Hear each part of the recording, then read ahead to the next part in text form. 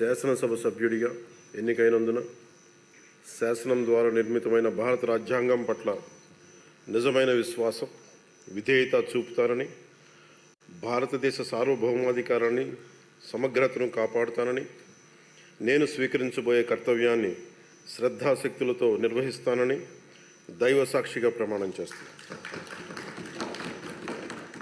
ఆంధ్రప్రదేశ్ శాసనసభ సభ్యుడైన కొణిదెల పవన్ కళ్యాణ్ అనే నేను సభా నియమాలకు కట్టుబడి ఉంటానని, వాటిని అనుసరిస్తానని, సభా మర్యాదలను పాటిస్తానని, సాంప్రదాయాలను గౌరవిస్తానని దైవ సాక్షిగా ప్రమాణం చేస్తున్నాను.